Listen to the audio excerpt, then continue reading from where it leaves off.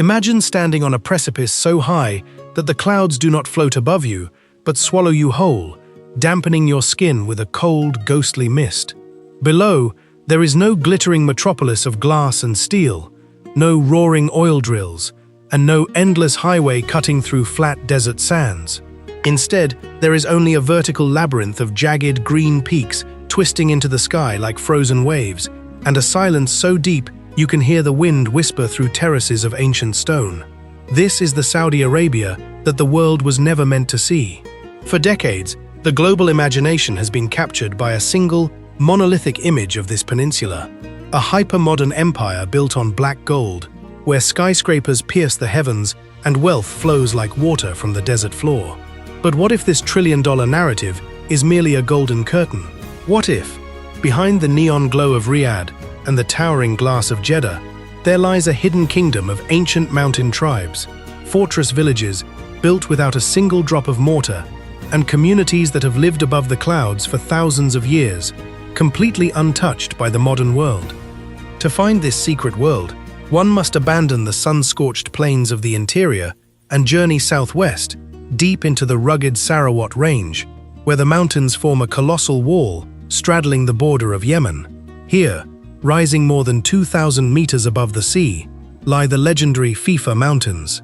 Known locally as the neighbors of the moon, these peaks do not look like the rest of Arabia.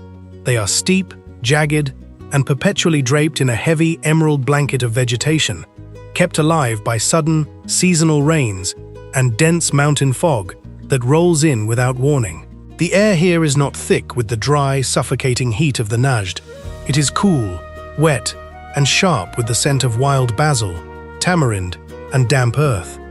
But how does human life survive on a vertical cliff, where a single misstep means a fall of thousands of feet?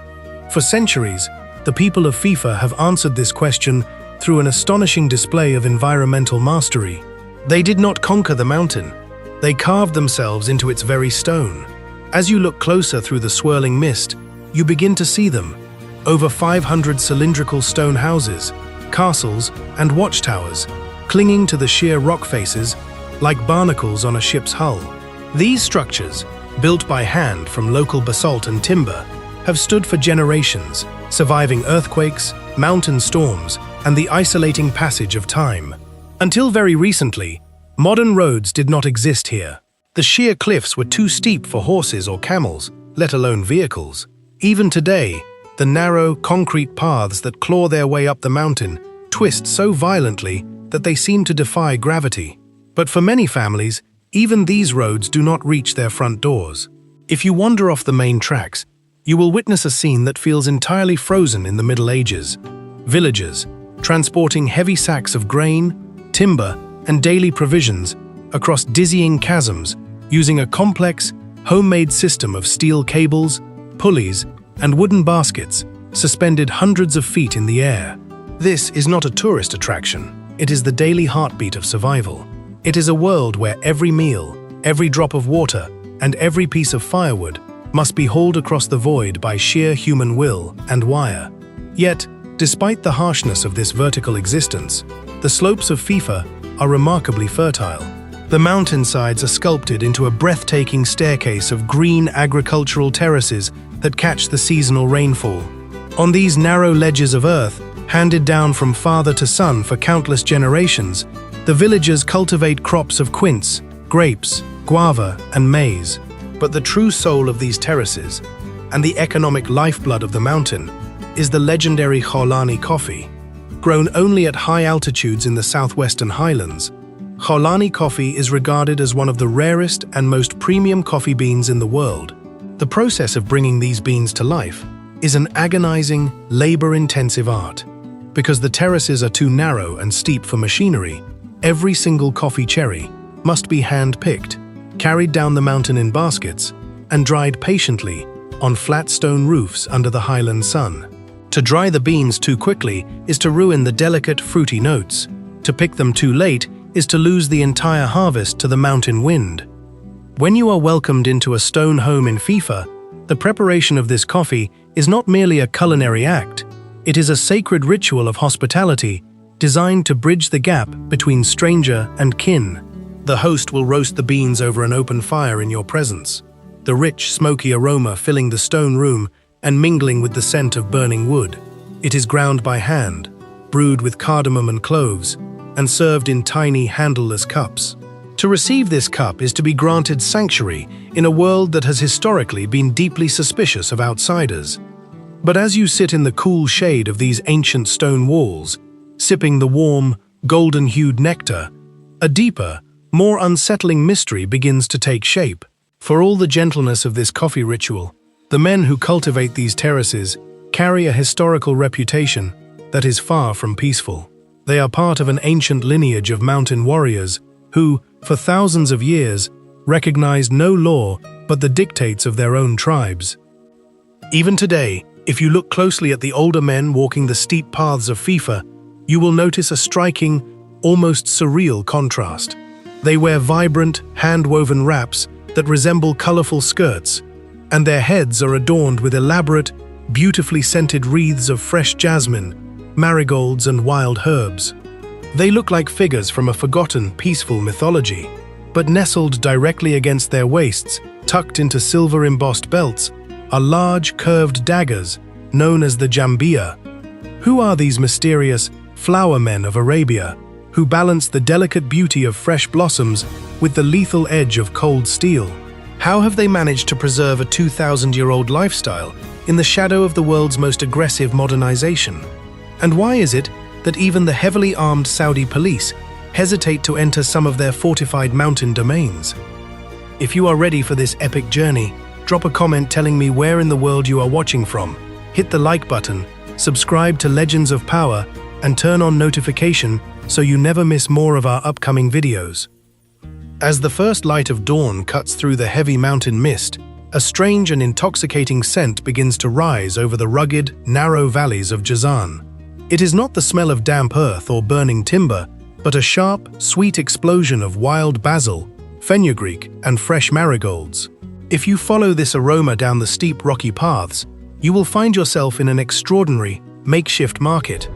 Here, parked along the edges of terrifying cliffs, are old four-wheel drive Toyotas, their flatbeds overflowing with vibrant hills of freshly cut blossoms.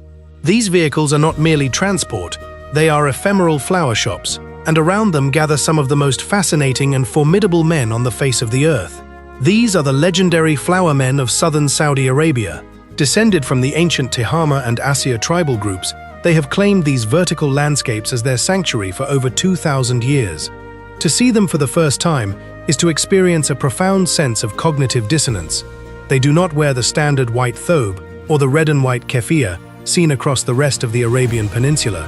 Instead, they are dressed in bold, hand-woven wraps of deep indigo, saffron, and crimson, secured around their waists by thick silver belts. But what commands your attention immediately is what they wear upon their heads. Each man wears a crown, an incredibly intricate, hand-woven wreath of fresh herbs and brilliant flowers. For these mountain dwellers, the crown is not a mere decoration. It is a profound declaration of identity, masculinity, and sovereignty. Every single morning, long before the sun climbs high enough to scorch the rocky slopes, the young men and elders venture deep into the foothills of the Habala Mountains. They search for wild, fragrant flora, selecting each stem with the precision of an artist. Some prefer to buy ready-made wreaths from the mountain vendors, while others spend hours selecting individual herbs to weave a crown that is entirely unique to their lineage. But have you ever wondered what drives a man to drape himself in the delicate beauty of fresh blossoms every single day? In a world that often equates masculinity with hardness, these warriors view the cultivation of beauty as a sacred duty. Yet, beneath this poetic tradition lies a deeply practical secret. The mountain climate, though moderate compared to the searing deserts of the interior, can be unforgivingly damp and cold, bringing persistent, crushing headaches to those who labor on the steep terraces. For centuries, the flower men have turned to herbal medicine as their shield. The wreaths are woven with medicinal plants believed to cure ailments and soothe the mind. The scent of wild basil acts as a constant, natural therapeutic, while the cool touch of the petals protects the brow from the burning highland sun. The most elegant and coveted of these crowns are crafted from a rare white jasmine, so fragile and exquisite that it cannot survive the open air for more than a few hours. To preserve its pristine beauty, the sellers must keep the delicate blossoms nestled inside iceboxes, shielded from the mountain heat until the moment they are sold. A crown woven from this jasmine will last only 2 days before the petals wither and the scent fades, requiring the wearer to return to the market and repeat the ritual. It is a beautiful, fleeting cycle of renewal, a reminder that in the mountains, nothing is permanent. But do not let the sweet scent of jasmine and the bright colors of the marigolds deceive you. If you look past the floral crowns, you will gaze into the eyes of men who are historically known to be fiercely independent and notoriously violent. Straddling the volatile, jagged border between Saudi Arabia and Yemen, the flower men belong to a world that has resisted external control for centuries. They share bloodlines, customs, and ancestral lands that cut directly across modern geopolitical boundaries, and they have long refused to take orders from either government. Instead, their lives are governed strictly by the ancient, unwritten dictates of tribal law. Indeed, the history of these mountains is written in blood and resistance. Their villages are not open, welcoming settlements. They are heavily fortified stone bastions, designed to repel any attempt at modernization or outside interference. For decades, they were entirely reluctant to meet foreigners, let alone allow their photographs to be taken, guarding their secrets with absolute silence. Even today, as the slow trickle of tourism begins to find its way into the region, the underlying tension remains palpable.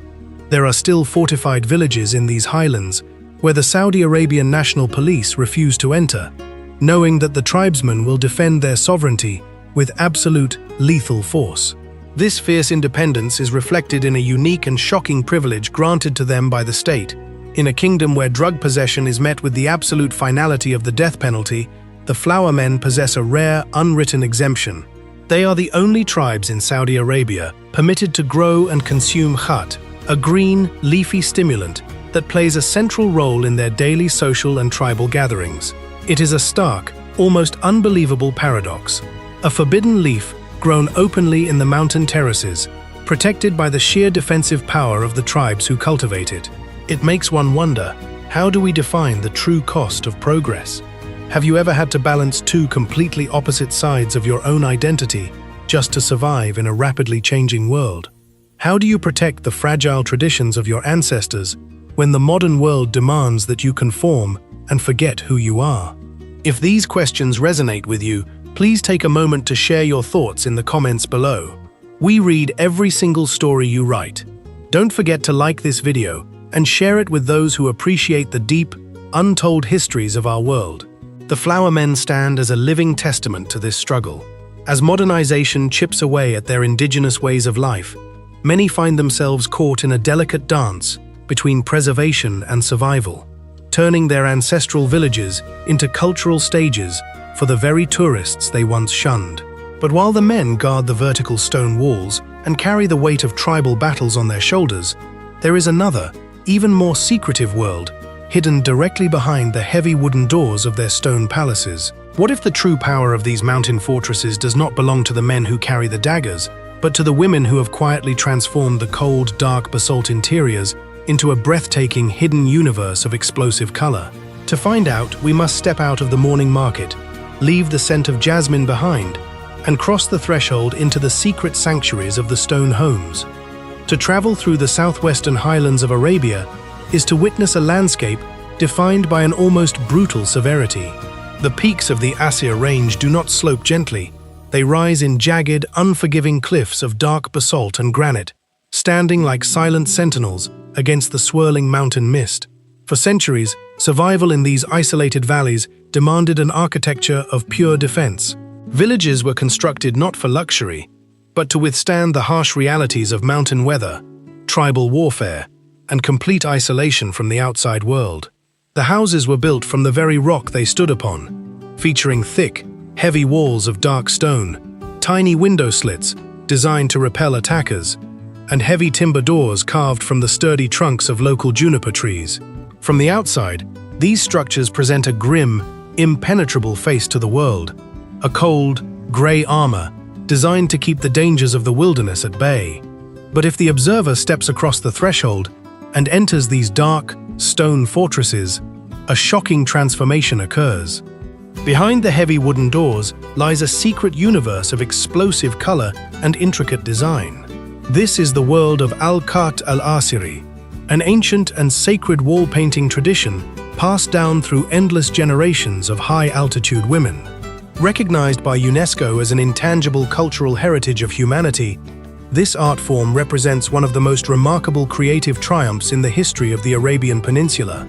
While the men of the village were responsible for laying the heavy basalt blocks and defending the outer perimeter, the domestic interior belonged entirely to the women. It was their silent domain, and they claimed it by covering every square inch of the cold, dark plaster walls with vibrant, hand-painted, geometric patterns.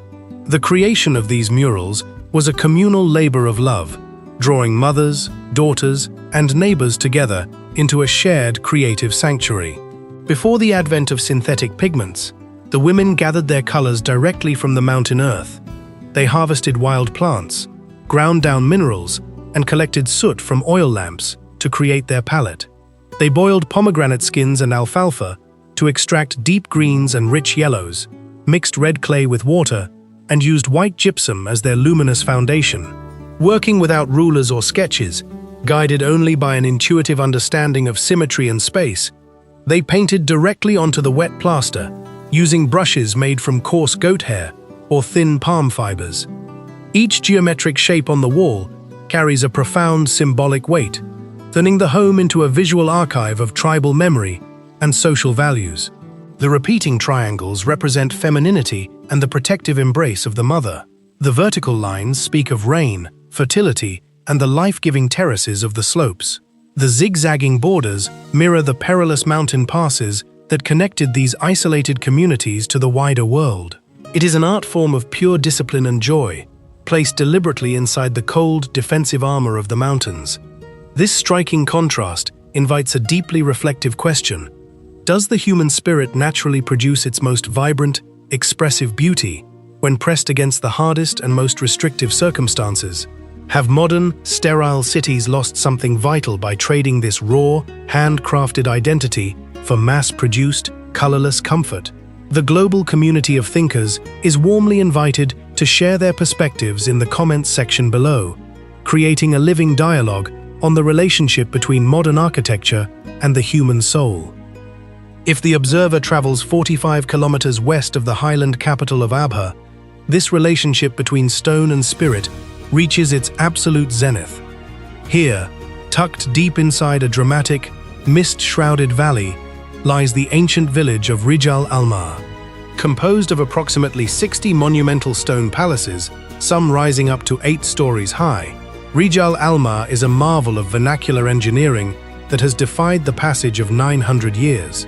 Known to some travelers as the gingerbread village because of its whimsical, fairy tale appearance, these towering structures were built entirely by hand, using locally sourced basalt rock. What confounds contemporary architects is the sheer structural genius of these ancient builders. These multi-story towers, or Hazan, were constructed without a single drop of modern cement or steel reinforcement. Instead, the builders relied on dry stone masonry techniques, balancing gravity, friction, and precision. The walls are incredibly thick at their base, often exceeding 1 meter, and gradually taper as they ascend to distribute the immense weight. Heavy timber beams of tamarisk and juniper were placed horizontally between layers of stone to absorb seismic vibrations and mountain winds. The layout of these towers was highly strategic. The dark ground floors were used to house livestock and store agricultural provisions, while the families lived on the upper floors, high above the damp valley floor, where light and air could circulate freely. But perhaps the most magical secret of Rial Almar is found embedded around the frames of its colorful wooden windows. If the observer looks closely, they will see rows of white quartz stones carefully set into the dark basalt facade. Beyond their striking decorative value, oral history reveals a brilliant practical function. Before the introduction of artificial electricity, these white quartz stones acted as natural mirrors. During the night, they caught the faint light of the moon and stars, reflecting it down into the narrow, winding alleys and guiding the footsteps of travelers moving through the dark village. Historically, Rial Almar was far from a quiet mountain retreat. It was a formidable trade capital. Serving as the historic capital of the Emirate of Hali in 1332, it controlled the vital trade corridor linking southern Arabia and Yemen to the Levant, Mecca, and Medina. Its defensive strength was so legendary that when the expansionist armies of the Ottoman Empire attempted to conquer the valley in the 19th century, they were repeatedly repelled by the fierce local tribes, ultimately forcing the empire to negotiate treaties of autonomy rather than submit to military occupation. Today, the heart of this ancient bastion lives on through the Rial Almar Heritage Museum, housed within the prestigious Alwan Palace. Founded through the cooperative efforts of local families who refuse to let their heritage melt into the dust, the museum preserves over 2,800 priceless artifacts. Here, displayed within the painted stone rooms, are ancient manuscripts, trade coins from distant empires, traditional weapons, and the heavy silver jewelry that once formed the bridal dowries of the mountain women. Rial Almar stands as a living monument to human resilience, proof that a community can step boldly into the future without burying the bones of its past. But as the evening sun sets behind the towering stone palaces of Rial Almar, casting long, dramatic shadows across the valley, the traveler is drawn to the smell of wood smoke and roasting spices. To truly understand the soul of a community, one must not only look at its walls, one must taste its survival. What happens when these isolated mountain tribes gather at the end of the week, bringing the rarest treasures of their valleys to a single, bustling marketplace? To find out, the journey must move toward the legendary Tuesday market of Abha, where the air is thick with the scent of wild honey and ancient recipes. The sun dips below the horizon, painting the desert in hues of deep violet and burnt orange. This is the moment the desert truly wakes up. As the shadows lengthen, the rhythmic silence of the day gives way to the gentle hum of community life. In the heart of the village, the air changes. It's cooler now, carrying the faint, sweet scent of cardamom and roasting coffee, a scent that acts as an invisible tether, pulling neighbors toward the center of the gathering. In our modern, fast-paced world, we often trade community for convenience. We have apps for everything, yet we seem to have lost the art of the simple, unscripted evening gathering. Looking at the way these villagers prioritize presence over productivity, I can't help but wonder, if you could trade 1 hour of your daily digital routine for an hour of genuine, face-to-face conversation with your neighbors, would you do it? Let us know in the comments below. Watching the elders gather, their faces illuminated by the warm glow of lanterns, you realize that history here isn't written in textbooks, it's spoken. It's passed down through stories told over cups of gawa. These aren't just stories of the past, they are the blueprints for the future. They talk of resilience, of surviving the harsh winters, and the even harsher summers, of finding water where there seemed to be only dust. There is an incredible discipline in this way of life, a slow, deliberate movement that demands patience. In a world obsessed with instant gratification, this is a radical act. It is a reminder that the most profound wisdom often requires time to settle. It requires us to listen more than we speak, to observe more than we act. As we delve deeper into how these traditions have been meticulously preserved, despite the rapid modernization of the cities just a few hundred miles away, it becomes clear that these villages are the soul of the kingdom. They are the quiet, sturdy roots of a tree that is growing toward the sky. But this balance is delicate. The younger generation stands at a crossroads, caught between the allure of the neon lights of Riyadh and the call of their ancestral lands. It is a tension that resonates with so many of us, that tug of war between seeking new horizons and honoring the foundations we were built upon. Does your family have a tradition or a place that keeps you grounded, or do you feel the pull to leave everything behind and start fresh? Share your story with us. We love reading about your journeys in the comments. As the night deepens, the conversations grow more intense. You can feel the weight of the legacy they are holding on to. It isn't just about survival, it's about identity. In an era where globalization threatens to wash away the unique contours of local culture, these people are doubling down on what makes them them. Think about the places in your own life that feel authentic, the spots that haven't been touched by the polish of corporate design. It's these unrefined, honest spaces that usually hold the most truth, isn't it? It's where you find the humanity that gets lost in the noise. The flickering light of the campfire reflects in their eyes, a mix of pride and a quiet, watchful intelligence. They know exactly what they have, and they know how precious it is. They are the guardians of a lifestyle that is vanishing in plain sight. And yet, there is no bitterness here. There is only a profound sense of purpose. They aren't just living, they are witnessing. Take a moment to really look at the scene around them. The textures of their clothing, the weathered lines on their skin, the deliberate way they handle their tools. It's all a testament to a life lived with intention. It challenges us to ask, are we living our lives with that same level of intentionality? Or are we just drifting with the current? This is the hidden heartbeat of the kingdom. It's not in the skyscrapers or the bustling ports, but here, in the quiet corners of the desert, where the rhythm of life is dictated by the sun, the stars, and the stories shared between those who know the land best. As we prepare to move into the next phase of our journey, where we look at the specific craftsmanship that sustains this way of life, I want to leave you with a thought. Sometimes, the most important parts of a story aren't the loud, explosive moments, but the quiet, steady beats in between. If this look into the heart of the desert has made you think about your own roots, make sure to hit that like button so others can discover these stories too.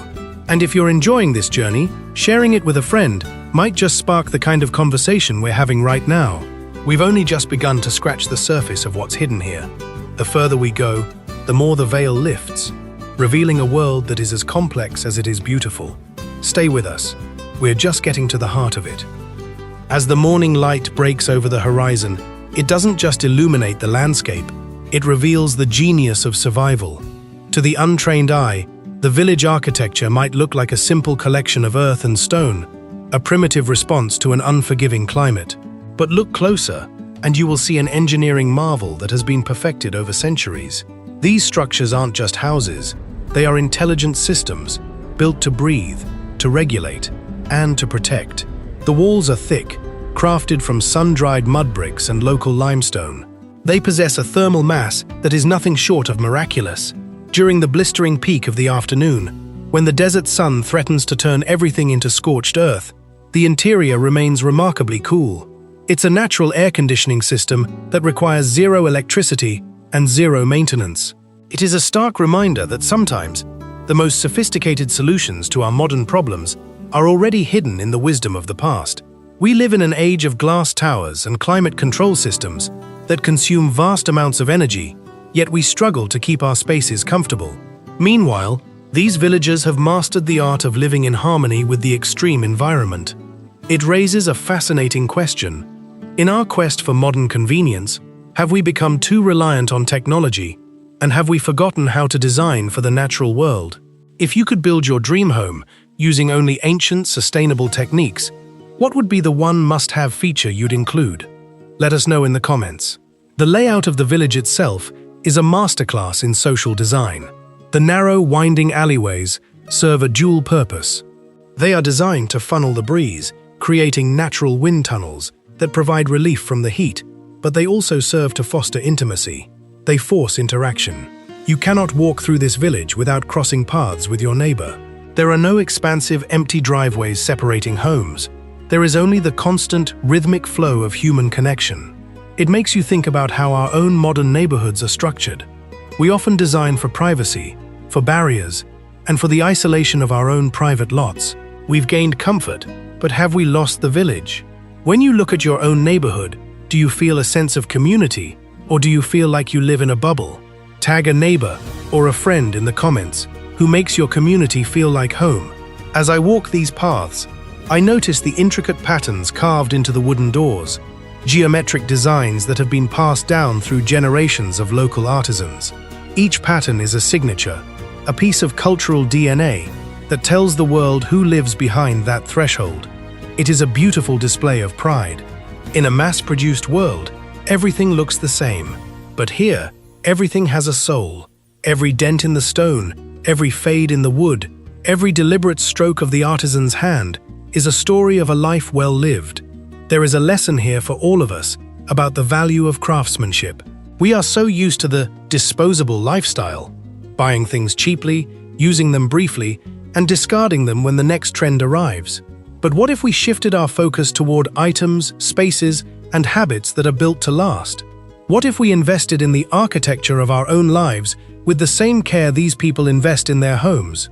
If you had to pick one thing in your life that you've invested in, whether it's a craft, a relationship, or a personal habit that you know will stand the test of time, what would it be?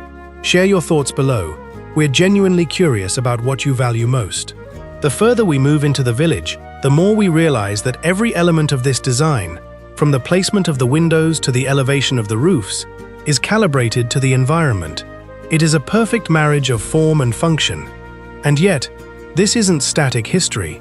It is a living, breathing design philosophy. Even as some modern materials begin to find their way into these structures, the core principles remain unchanged. They understand that to survive the desert, you don't fight the environment, you adapt to it. This level of adaptability is perhaps the most important skill we can cultivate today. The world is changing faster than ever, and those who thrive are the ones who can find the balance between honoring their traditions and embracing necessary change. As we transition into our next chapter, we're going to step inside one of these homes to see how this architectural genius translates into the daily rhythms of family life. But before we do, take a second to consider how you've adapted to your own environment. Has there been a moment in your life where you had to change your perspective to survive a difficult situation? Your experiences might be the inspiration someone else needs today. Please share your story in the comments. If you've enjoyed this deep dive into the hidden engineering of the desert, make sure you're subscribed and that your notifications are on. This is a story of resilience, and we're only just getting to the heart of how these traditions are being carried forward into the future. Hit that like button if you appreciate the craftsmanship of the past, and let's keep this conversation going. To understand a culture, you must eat at its table. In these desert villages, the kitchen is not just a room, it is the laboratory of a centuries-old culinary tradition that turns the most modest ingredients into a feast of history and flavor. The food here isn't just about sustenance, it's a language. It speaks of the earth, the seasonal rains, and the endurance of the people who cultivate this arid landscape. Step inside, and you'll find the process is slow, nothing is rushed. The preparation of a traditional meal is a ritual. It begins with the selection of grains, local dates, and carefully preserved spices. There is an almost meditative quality to the way the ingredients are prepared. The rhythmic grinding of spices, the careful monitoring of the heat, and the precise timing of every addition. It's a stark contrast to our grab-and-go culture, where we often prioritize speed over the act of creation. Think about your own relationship with food. Do you see it as just fuel for the day, or is it a time for you to slow down, disconnect from your devices, and truly reconnect with your senses? What's one meal that instantly makes you feel at home? Let us know in the comments.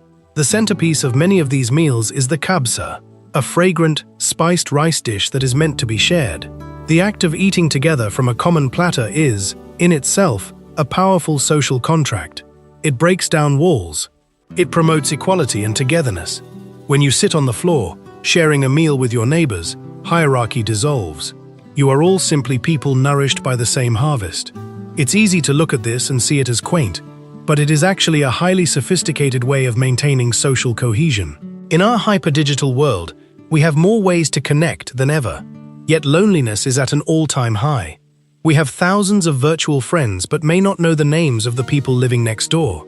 This communal dining is a potent reminder of the power of physical presence. If you could host a dinner party with anyone, past or present, to share a meal and a deep conversation, who would be on your guest list? Tell us in the comments. We love hearing who inspires your best conversations. But beyond the social aspect, there is the incredible ingenuity of the ingredients themselves.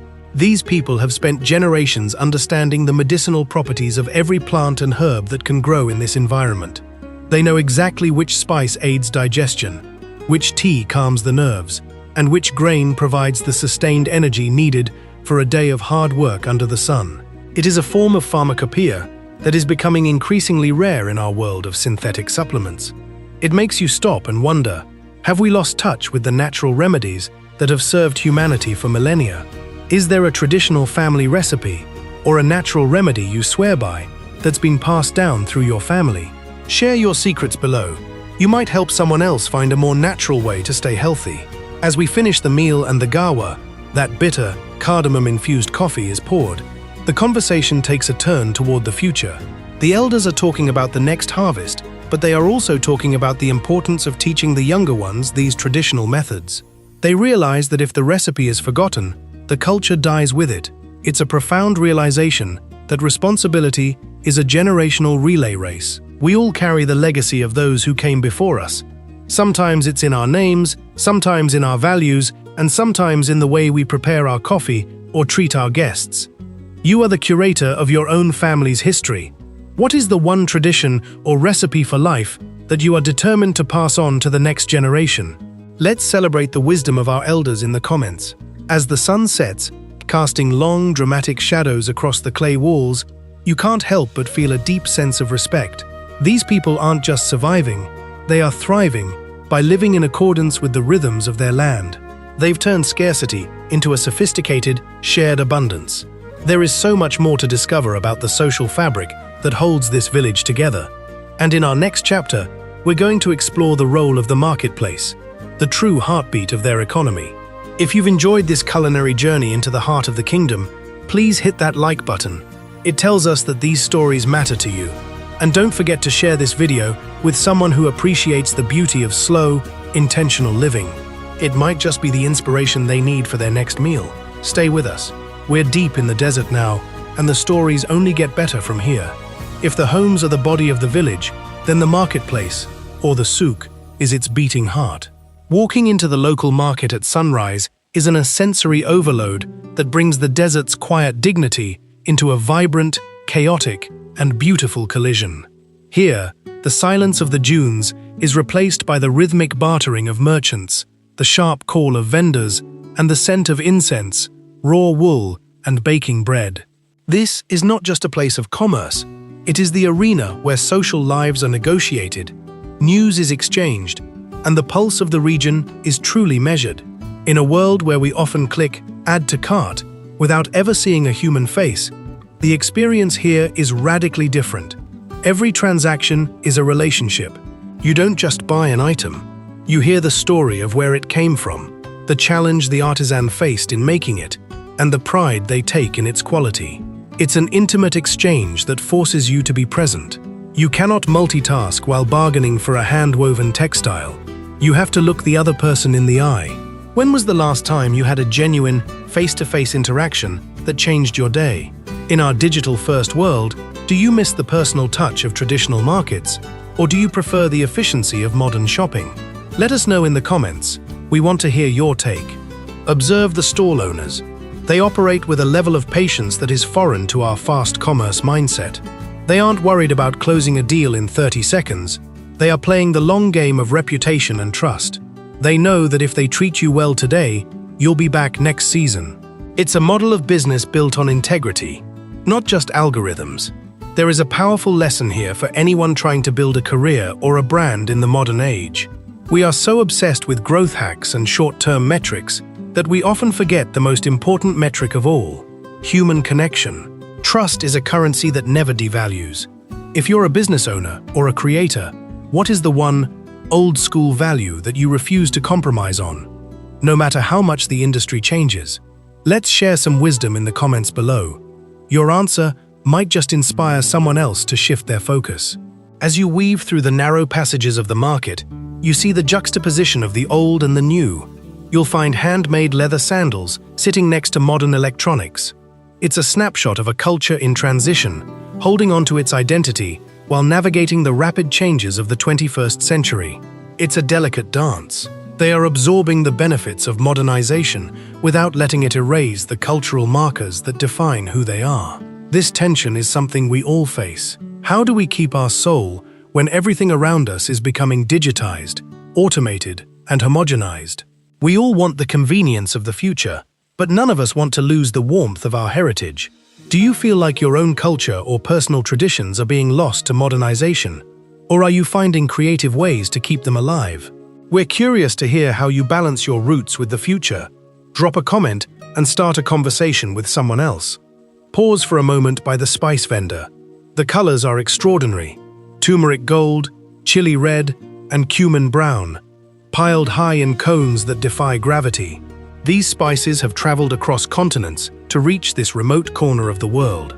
They represent centuries of trade routes, nomadic paths, and global connection. The marketplace is, in many ways, the original social network. It's where disparate worlds meet, ideas are swapped, and the global village is realized on a local scale. The atmosphere is thick with the history of these exchanges. Every rug, every piece of jewelry, and every ceramic bowl carries the imprint of 1,000 hands. When you touch these items, you aren't just buying a product, you are becoming part of a chain of custody that stretches back generations. If you have one item in your home that has a deep story behind it, perhaps an heirloom or something you picked up on a life-changing journey, what is it? Tell us the story behind it in the comments. We'd love to see what you cherish. As the afternoon heat begins to climb, the market begins to wind down. The vendors start packing up, sharing a final round of tea before heading home. There is a sense of completion, a rhythm that feels entirely human. It's a reminder that work is just one part of the human experience. The real value is in the community that gathers around it. We have one chapter left in our journey through the secret village life of the kingdom, and it's perhaps the most important one. We're going to discuss the vision for the future, how the next generation is preparing to lead. If you've felt a connection to the stories we've shared today, please hit that like button. It helps others find these narratives in a crowded digital space. And if you think someone would appreciate the reminder that humanity is still alive and well in the quiet corners of the world, please share this video with them. Your support keeps these stories coming. We're almost at the end of our trek, but the final chapter is where everything comes together. Stay with us. You won't want to miss how this story concludes. As the sun sets on our final day in the village, the desert air takes on a crisp, cooling edge. Looking across the horizon, it's easy to see these villages as static monuments to a bygone era, picturesque, slow-moving, and perhaps, in the eyes of some, destined to be left behind. But that would be a profound mistake. After spending time with the families here, after hearing their stories and watching how they raise their children, it becomes clear, these villages are not stuck in the past. They are the architects of a resilient future. The young people here are not fleeing tradition. They are choosing which parts of it to carry forward. You see them using tablets to manage local farming data, yet you hear them reciting the same poetry their grandparents whispered in their ears. They understand that the modern world offers efficiency, but that their heritage offers something more fundamental, a sense of belonging, and a moral compass that survives when the world feels chaotic. It forces us to ask ourselves a difficult, introspective question. What parts of your own identity are you fighting to protect in a world that wants to standardize everything? If you had to identify one core value from your upbringing that you refuse to let go of, what would it be? Let us know in the comments. Let's start a conversation about what truly matters. Think about the legacy you are building. We are all authors of our own stories, and the chapters we write today will be the history books for the generations that follow us. The villagers we've met aren't just preserving stone walls. They are preserving a way of interacting with the world that values patience, communal support, and stewardship of the land. They are teaching us that true power doesn't come from how fast you can grow, but from how deeply you can root yourself. There is a profound beauty in this realization. It's the understanding that you don't have to choose between progress and peace. You can leverage the tools of the modern age, the technology, the global connectivity, the medical advancements, while still holding fast to the quiet, human-centric traditions that give life its meaning. If you could design a perfect future for your community, a balance of high-tech convenience and deep-rooted human connection, what would that look like? Describe your vision in the comments. We want to see how you imagine the road ahead. As we prepare to leave, the village doesn't feel like a remote location on a map anymore. It feels like a mirror. It has reflected our own desires for simplicity, our own anxieties about the pace of life, and our own hope that, no matter how much the world shifts, we can find a place to stand firm. The secret of this village isn't a hidden treasure or a buried map. The secret is the radical decision to prioritize the human element in an increasingly inhuman world. This journey through the kingdom has been a testament to the endurance of the human spirit. It is a reminder that even when the desert is vast and the odds feel stacked against us, we find our way by sticking together, by sharing our stories, and by honoring the wisdom that came before us. Before we wrap up this journey, we want to know which chapter or moment from this series stayed with you the most.